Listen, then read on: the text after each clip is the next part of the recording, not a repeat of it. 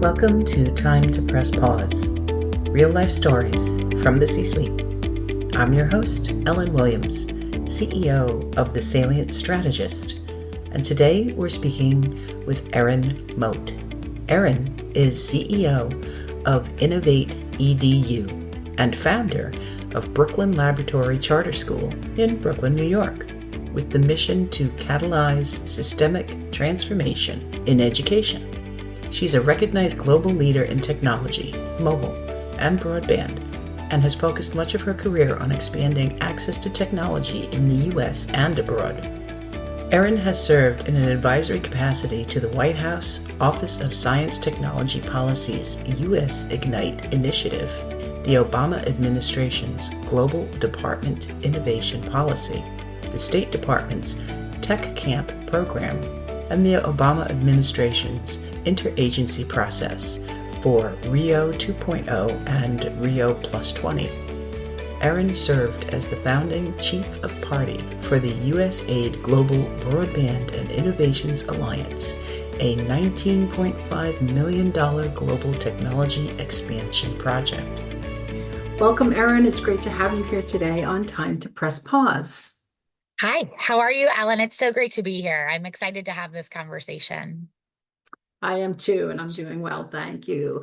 Erin, you and I met a few months back at an educational conference that was sponsored by Salesforce, and I thought you had some really wonderful insights about technology and education. But today, we're here to chat about your Press Pause story, and I'm really eager to hear it. So please share with us when and why you had to press pause. Thanks so much. I'm so excited for the opportunity to share today with your listeners and with you something that has been part of my journey as a professional in education and technology and impact, but also really is a through line in my life. So I think we all have moments when we're at a crossroads and we have to understand what's our currency. What's the thing that drives us? What's the thing that really makes us come alive? And for me, that's always been impact. That's the through line of my career, whether that was working at Arizona State University in the very early days of my career, to a career in national security, to then making a big pivot, and that's the pause, around moving into education and frankly into education technology. And so I worked in national security and technology. And for your listeners, that was a lonely place as an enterprise architect and a technologist. And frankly, being a woman was also just a really lonely thing. I was often the only woman in the room and often mistaken for the person who takes notes or who's there as the attaché to an ambassador or to a senior level official when I was really the expert. And so after a career at the intersection of national security and technology, doing really impactful work, I went to work in the private sector, working for some big tech companies, including folks who do have an impact brand like Mozilla. And I thought it's what I wanted. I thought it was the thing that was going to really be the next iteration of success and impact. And frankly, like it was great for my bank account and really bad for my heart.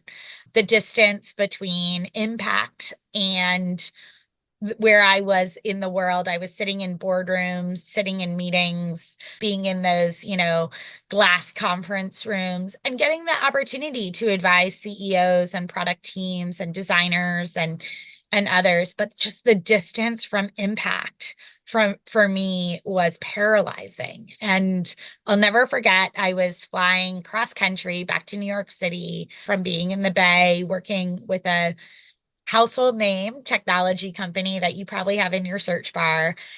I was watching The Good Dinosaur and I started bawling on the plane. Like the hiccupy cries that you have when you kind of have those moments in your life when you realize that you've made a giant mistake.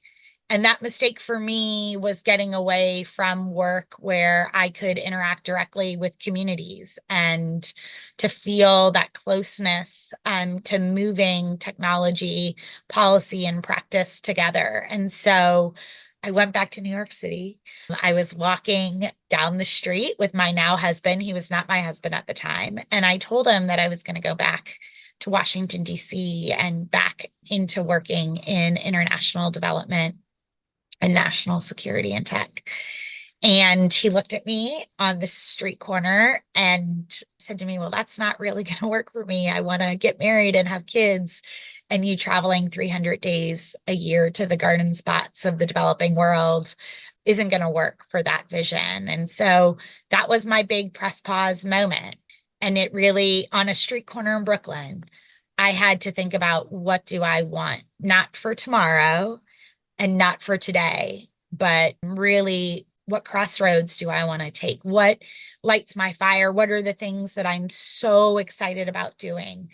And he asked me a really important question. And I hope your listeners have someone to ask this question of them, or they can ask themselves in the mirror, which is, what has made you the happiest, most driven, most elated? Where have you gone to bed at night smiling about the day you had, the role you had in the world?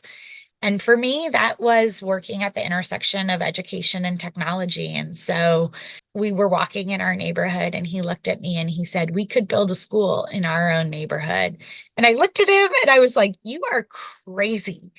Maybe I had some other choice words, but it really made me think about that distance from impact. And so later that week, we drew a vision for our school, Brooklyn Lab, on a napkin. And we wrote things like, teachers like doctors, every kid is known, every kid feels safe, working with kids who are furthest from opportunity and impact. And then less than a year later, we built a charter school in downtown Brooklyn that is about to celebrate its 10-year anniversary and has had 2 graduating classes from college. Our 6th grade babies are now in the world and doing amazing things. And so from there, I founded InnovateEDU, and I got really proximate to this question of, how do we elevate voices from the field to drive policy, not have policy drive practice, but how does practice drive policy? And so I've been really able to get close to that currency for me, which for me is impact. And so that was my press pause moment. It was an extremely impactful moment on how many lives? Yeah, I mean, thousands now. And just what an amazing impact it's had on my life. It's made me be a leader who prizes vulnerability, who presses pause maybe more often than I think people can imagine, to make sure that I'm checking in on, is this aligned to my heart set and mindset? Is this aligned to my currency of impact?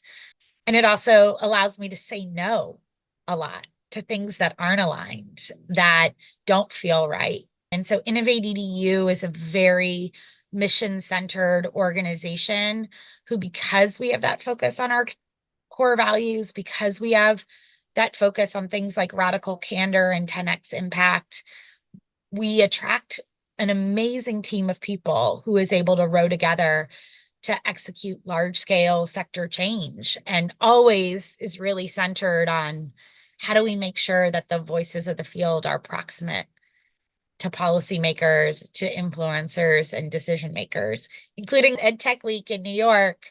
We were able to host students to talk about the role of AI and education technology and what they wanted.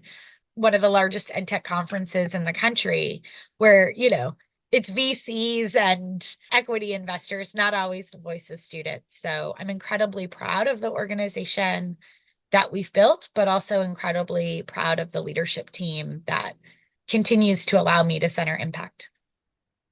That's really amazing. That everything that you just said, from your press pause story right through to the impact you're having. I do want to unpack a few of the things that you said. Sure. First, one of the things that you said, I thought it was what I wanted.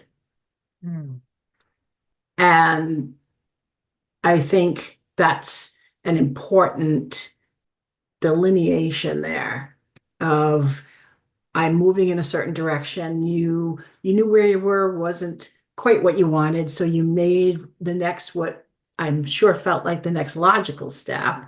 Mhm. And it was what you thought you wanted, but then once you got there, you realized it still wasn't the right fit. How did you, besides your tearful flight and your conversation with your now husband, how did you make that transition? What did you tell your employer at that time? I'm sure they were excited to have you on board. The good news is I was consulting, but telling my clients that I was making this pivot and wasn't going to be able to even finish out some projects with them was really hard because I don't like to not finish things. But if you aren't committed to the work, it shows. If you want to be somewhere else, it's super clear to those around you. And so what I ended up doing was working really closely with all of my clients to do what I consider like level up handoffs. So I reached into my network and I asked for help. I knew some folks who had full plates, but were willing to take on one of my clients because I asked them. And I think that's the other thing that I've learned as a leader is sometimes you just need to ask for help, especially as a woman leader. I think we are messaged that you have to hold it all, that you have to do it all, that you have to lean in. And the reality is that there is strength in vulnerability and that there is strength in thinking about how you can reach into your network to ask for things that you need. And overwhelmingly in my life, when I've done that, whether it's because I was dealing with a family issue with one of my kids, or whether like my team was overstretched and I had to reach to a partner organization to ask them to pick up something, people will say yes when you ask. And I think it's especially important that in your space, I don't keep score. You know, people ask me for introductions, warm introductions. They ask me to extend my social capital a lot. And I'm always happy to do that because I know that other people, when I ask for help, will respond. And I think that in our space in education, particularly in education nonprofits, I think we have a really dangerous thing sometimes that's cooperation, right? Cooperation in name only because of competition in the funder space or because of brand competition. And I sort of shy away from that at every possible opportunity. I really try, and I think it's become the ethos of InnovateEDU to bring tables together of uncommon allies who are willing to build that trust dividend and to help each other row in the same direction. And frankly, in a time that feels incredibly partisan, I still believe we have far more in common than we do that divides us. I appreciate everything that you just said. You covered a lot of territory there. You used the word vulnerable now twice. Mhm. And I've had those conversations we're in season 2 now. So season 1 of Time to Press Pause, we did have conversations around being vulnerable and asking for help. And I think those are traits that are not unique to women. And I think they are traits that are being much more accepted in the roles, in leadership roles in general. You also said having to do it all yourself, and I see that starting to go by the wayside because people know they don't have all the answers and they don't have to That's do right. everything themselves. So I appreciate that you brought that up as an actual experience that you had, especially when you also mentioned in your early career that it was a lonely place. And that you were mistaken for having a role that was not the actual role you had. That I do think is still a little unique to women, though. Oh, for sure. I mean, I think vulnerability is a superpower. I think when you are able to demonstrate and show empathy and have empathy and grace for others, it is returned to you tenfold. And I agree with you. I think we still have work to do. Recent passing of Lily Ledbetter reminds me of the pay gaps that still exist for women. And exist even more for subgroups of women. And so we have to not just demand a seat at the table and take that seat, but also add another chair for other leaders in this space. And so I'm a big fan of naming the things that I'm learning as I grow and evolve as a leader. And I'm not sure 10 years ago, I would have said things like empathy and grace and vulnerability. I think the messages sometimes we receive as leaders are about being hard, about being decisive. And you can be decisive and you can be an expert and you can be strong, but you can also bend And be kind. and be kind. Yeah. Always be kind. I think generosity, both in the way we are outwardly generous in extending ourselves or extending our social capital, but also how are we inwardly generous? How are we generous in discourse and dialogue? How are we generous in being open to new views and new opinions? I learned so much from being in discourse and debate with people that I might not walk into a room and agree with outwardly or in that moment. It just makes me smarter, better, and frankly, a better leader to be able to listen. Yeah, to be able to listen. I agree. And once again, very impactful and lots of different topics. I could talk with you for much longer than I have today, and hopefully we will regroup at some point. So I have one last question for you, Erin. What advice do you have for other leaders as to when they would identify it's time to press pause? Yeah, in your heart when you're no longer in the work or no longer 100% there. And the reality is that that doesn't mean you have to walk away from the thing that you're doing. It means that you have to step away for a moment to ask if you're still the best person to lead the organization, to lead a team, to lead this work. And sometimes the answer is you're not, and that's okay. So make sure you have the time to identify when it's not a good fit and then determine whether or not there's a way to make it a good fit. Yeah, and ask if you don't have somebody to ask those questions to, take a moment and pause and ask in the bathroom mirror. Is this just a bad day? Or is there something bigger going on here? Yeah. And then I'll give one more that I've just started, which has totally changed my practice in the last year. And it's something you can do every single day. I started a practice called Slow Start. So my day, like many people, is filled with travel and meetings and Zoom calls, and sometimes and I'm a mom and a wife and a sister and a daughter and all those roles. And so sometimes it feels like I'm meeting the day that I know is going to be a frenetic pace and a frenetic energy. And I used to wake up and meet the day with that frenetic energy.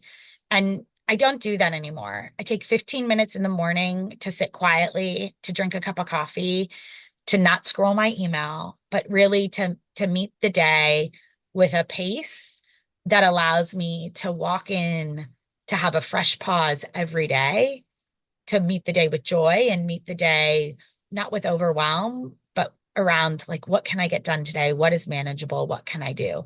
And then that slow start practice, it has become really valuable to me over the last year in just maintaining that balance. 2 pieces of advice. Two So pieces, it's wonderful. a Bonus bonus. advice. I did want to just make one comment. Yeah. How impactful the mirror can be. Yeah. Because it just doesn't lie and it doesn't always tell you what you want to hear either. That's right.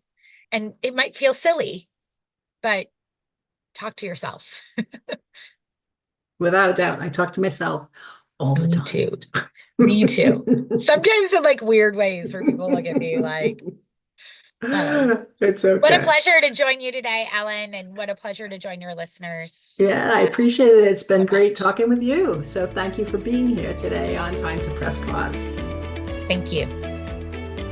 Thank you for listening to this episode of Time to Press Pause. If you'd like to learn more about Erin, visit InnovateEDUNYC.org. If you'd like to learn more about me, visit thesalientstrategist.com. And please listen again wherever you listen to your podcasts.